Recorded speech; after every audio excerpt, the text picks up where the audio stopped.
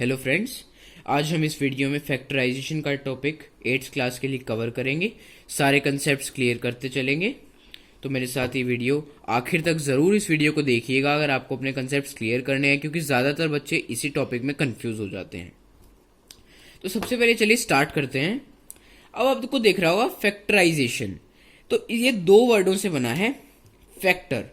सबसे पहले आपको पता होना चाहिए फैक्टर क्या होते हैं। फैक्टर्स, तो फैक्टर ऐसे होल नंबर्स होते हैं जिनसे कोई बड़ा नंबर डिवाइड हो जाता है। जैसे हम एग्जांपल ले लेते हैं, मान लो 6। तो 6 के फैक्टर्स क्या होंगे? 1 is the factor of every number, 2, 3 और 6। अब 1 की टेबल में ये 6 टाइम्स पे जाता है, 2 की टेबल में 3 टाइम्स पे, 3 की टेबल में 2 टाइम्स पे और 6 की टेबल में 1 टाइम पे। तो ये सारे इसके फैक्टर्स हो गए। फैक्टराइजेशन में हमें बस यही करना है, हमें अगर कोई भी दे रखा है नंबर, मान लो 6 दे रखा है, तो हमें इसके फैक्टर्स में ब्रेक करना है, या फिर इसके फैक्टर्स के प्रोडक्ट में। जैसे आप इसको 6 इंटू 1 लिख सकते हैं, या फिर आप इसको 2 इंटू 3 लिख सकते हैं, इस तरीके से। तो अब फैक्टराइजेशन में खाली नंबर्स इन्वॉल्व नहीं होते, इसमें एक्सप्रेशंस होते हैं, पूरे एल्जेब्रिक एक्सप्रेशंस। एल्जेब्रिक एक्सप्रेशंस क्या होते हैं? जैसे कि आप देख सकते हैं, मान लो मैंने लिख दिया 5x² प्लस 2x प्लस 1। तो इस नंबर में आप देख सकते हो मैंने यहां पर कुछ x लिखा है। ये x क्या है दोस्तों? x एक ऐसा x को हम यहां पर बोलेंगे वेरिएबल। क्या बोलेंगे? वेरिएबल। और वेरिएबल्स क्या होते हैं? जिनकी वैल्यू फिक्स नहीं होती। Value is not fixed. और ये जो नंबर्स देख सकते हैं आप 1, 2, 5, ये क्या हो गया आपकी कॉन्स्टेंट्स। तो कॉन्स्टेंट्स क्या होते हैं? जिनकी वैल्यू फिक्स होती है। Value is fixed. तो अलजेब्रिक एक्सप्रेशंस क्या हो गए? ये हो गए कॉम्बिनेशन कॉन्स्टेंट्स के और वेरिएबल्स के। तो अब हमें इन्हीं को फैक्टराइज करना है। कैसे करना है? अब फैक्टराइजेशन के दोस्तों दो मेथड्स होते हैं। कैसे? पहला मेथड होता है by taking out common factor.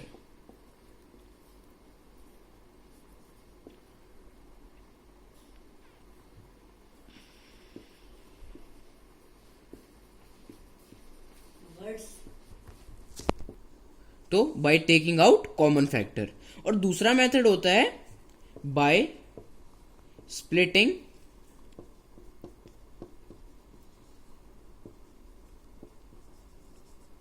Middle term.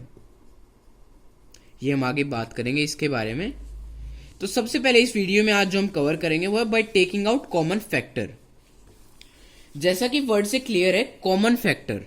अच्छा, अगर मैंने आपको एक एग्जांपल दे दिया 4 और 6, तो इनमें कॉमन क्या है? आप 4 को लिख सकते हैं 2 इंटू 2, और इसे आप लिख सकते हैं 2 इंटू 3। तो इसमें दोनों में 2 कॉमन है, जैसे कि आप देख सकते हैं। और अगर मैं यहीं आपको एक और चीज कह दूं कि 4x प्लस 6, ये एक एल्जेब्रिक एक्सप्रेशन हमें दे रखा है, तो इसकी फैक्टराइजेशन करनी है। तो अब सबसे पहले आपको नोट करना है कि देखो x तो कॉमन हो नहीं सकता, तो यहां पर 4 है और यहां पर 6 है। इनको फैक्टर्स में तोड़ लें। जैसे इसको आप 2 इंटू 3 के प्रोडक्ट में लिख सकते हैं 6 को, और 4 को आप लिख सकते हैं 2 इंटू 2 में। तो आप बाहर कैसे लेंगे फैक्टर को? तो सबसे पहले आपको क्या करना है, जो नंबर कॉमन है जैसे 2 है, उसे बाहर रखना है, फिर ब्रैकेट लगा देना है, और उसी नंबर को दोनों नंबर से डिवाइड करना है जिनसे आप कॉमन ले रहे हो। जैसे इससे मैंने 2 डिवाइड कर दिया तो 2x आ गया, तो यहां पर क्या आ जाएगा? 2x। Plus sign as it is रहेगा, और यहां से 2 निकाल लिया तो यहां क्या बच गया? 3। आप इसको 2 से डिवाइड करके देखेंगे तो वही 3 बच जाएगा, तो 3 बच गया। तो ये आपकी जो दोस्तों आई है, ये क्या है? फैक्टराइजेशन इस नंबर की। ऐसे ही हम और एग्जांपल देखते हैं। थोड़ा बड़ा नंबर लेंगे इस बार। जैसे मैंने आपको दे दिया 12x² प्लस 48x प्लस 24। अब देखिए x आपको पता है सिर्फ इसमें कॉमन है, और इसमें कॉमन है, यहाँ कोई एक्स नहीं है। और यहाँ पर आप देख सकते हैं 12 है, ये 12 का मल्टीपल है अगर आपको टेबल आती हो 12 की, और ये भी 12 का एक मल्टीपल है। तो अगर आपको इसको कॉमन लेना है तो आप कैसे लेंगे, सब में 12 कॉमन है तो 12 को आप बाहर ले लेंगे और हर नंबर से डिवाइड कर देंगे to obtain the result which will come inside the bracket. इसको 12 से डिवाइड करेंगे तो क्या आ गया, एक्स स्क्वायर प्लस इधर क्या आ गया 4x प्लस 2। देखिए कितना आसान है। तो इस तरीके से आपकी जो हो गई फैक्टराइजेशन। और एग्जांपल ले लेते हैं।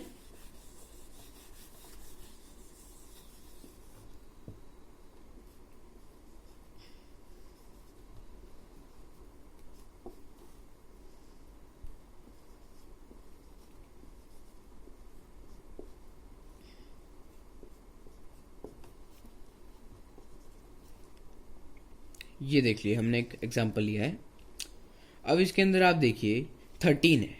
13 आपको पता होगा प्राइम नंबर है। तो अगर आपको फैक्टराइजेशन करनी है तो एक ऑब्वियस सी बात आप दिमाग लगाइए कि अगर ये प्राइम नंबर है तो ये दोनों कहीं ना कहीं इसकी टेबल में जरूर आते होंगे, क्योंकि अगर ये प्राइम नंबर है तो कुछ और तो हम इसके अंदर कॉमन ले नहीं सकते। तो 13 आप जैसा कि देख सकते हैं 13 ये 1 टाइम्स जाता है, ये 3 टाइम्स, ये 9 टाइम्स, तो 13 कॉमन है। और ध्यान देने वाली बात एक और भी है, यहां पर x भी कॉमन है। देखिए सब में x कॉमन है, यहां बस x क्यूब है। x क्यूब का क्या मतलब होता है, x into x into x, इधर x स्क्वायर है x इंटू एक्स, और इधर x है यानी कि एक x। तो आप देख सकते हैं सिर्फ एक ही x कॉमन है तीनों में। तो इधर से आप देखेंगे 13 तो कॉमन है ही, साथ में x भी कॉमन है, हम इसे कॉमन ले लेंगे। अब यहां अगर हम इसे डिवाइड करेंगे तो इधर आ जाएगा एक्स स्क्वायर प्लस इधर क्या रह गया 3x प्लस 9। तो ये देखिए कितनी आसानी से हमने इसकी फैक्टराइजेशन कर ली।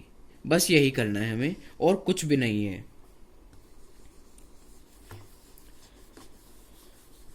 तो ये कवर होने के बाद अब हम चलते हैं, एल्जेब्रिक आइडेंटिटीज बहुत ही इंपॉर्टेंट है फैक्टराइजेशन पता होने के लिए। तो ये तो ग्रुपिंग टर्म्स थी।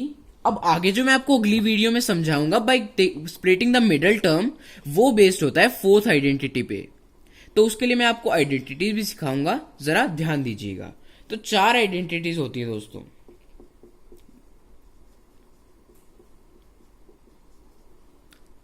पहली आइडेंटिटी होती है, आइडेंटिटी क्या होती है, ये बस हमें आसानी दिलाने के लिए किसी भी क्वेश्चन को सोल्व करने में। अगर आपको कोई भी नंबर मान लो इस फॉर्म में दिखता है, अगर कोई नॉर्मल नंबर होगा तो आप उसे ऐड कर देंगे, उसका स्क्वायर कर देंगे।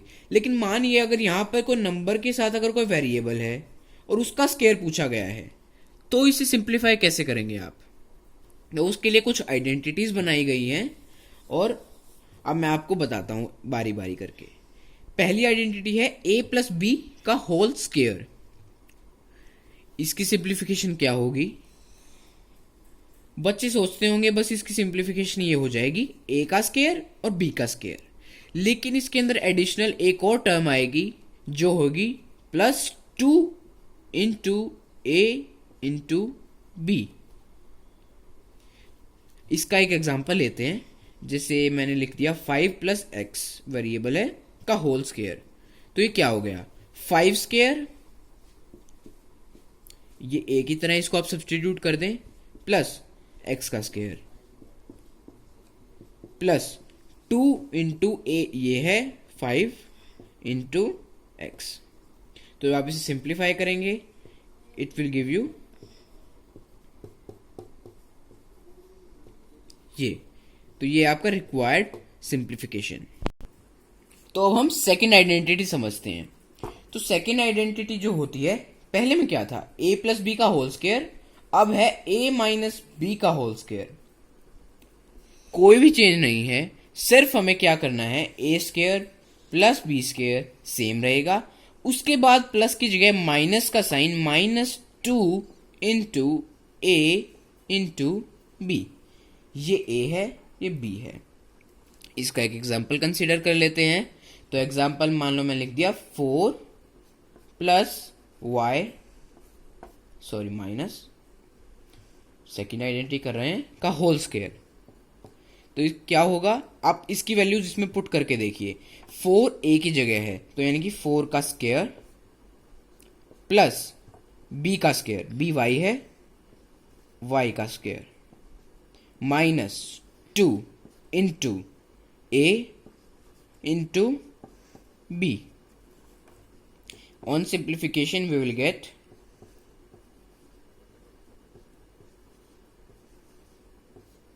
this.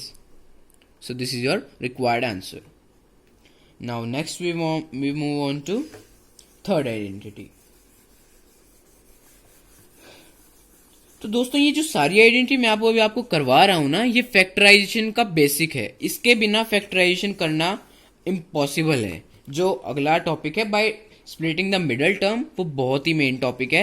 हर टाइप के एग्जामिनेशन में पूछा जाता है, आपके स्कूल एग्जामिनेशन में भी और ओलंपियाड्स वगैरह में भी। उसके ऊपर भी मैं एक और वीडियो बनाऊंगा, तो अभी आप इस पर कंसंट्रेशन करें, तभी आप उसको समझ पाएंगे। तो इसमें थर्ड आइडेंटिटी क्या होती है, A square minus B square equals A plus B into A minus B. तो यहां पर आप देख सकते हैं A square minus B square is equal to A plus B, A minus B. एक बहुत बड़ी गलती जो सारे बच्चे करते हैं, A square minus B square का मतलब A minus B whole square बिल्कुल नहीं होता है। Big cross. ये आइडेंटिटी अलग है जो हमने सेकंड में सीखी थी। सेकंड आइडेंटिटी जो थी वो यही थी, तो इसमें बिल्कुल कंफ्यूज ना हो, ये आइडेंटिटी अलग है।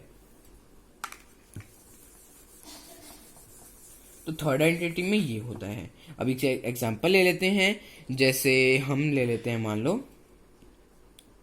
4 स्क्वायर माइनस 2 स्क्वायर। अब आप इनका स्क्वायर्स तो करेंगे नहीं सॉल्व करने के लिए, तो आप इसे फॉर्मूला में डाल सकते हैं, a plus B into A minus B. 4 2 ज़ा 8 इंटू 2 16। सॉरी, ये इसका प्लस आएगा तो 6 आ जाएगा, और इधर जो आ जाएगा 2 आ जाएगा, तो ये हो जाएगा 12। वो थोड़ा सा गड़बड़ हो गई थी। तो अब हमारा आंसर ये है। तो अब हमें मैच करना जरूरी है कि इसका आंसर ये आता है या नहीं।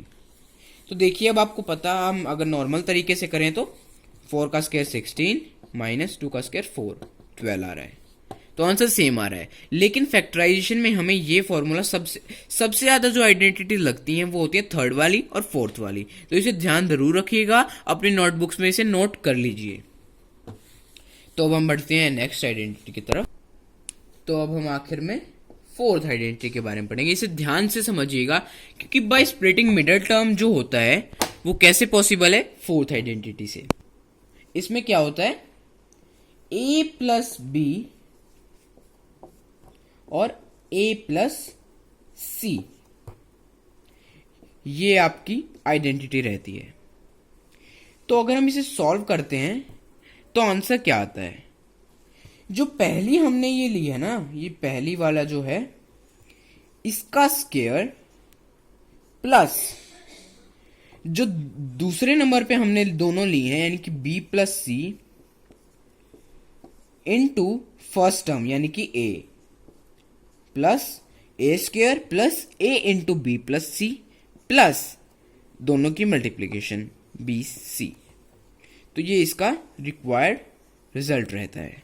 और जो हम नेक्स्ट वीडियो में करने वाले हैं बाय स्प्लिटिंग मिडल टर्म, वो इसी के ऊपर आधारित है। इसकी अगर आप सिंपली अगर इसको आप डिनोट करना चाहें तो आप इसे इस प्रकार से डिनोट करते हैं, A X square plus B X plus C. ये इसकी स्टैंडर्ड फॉर्म होती है।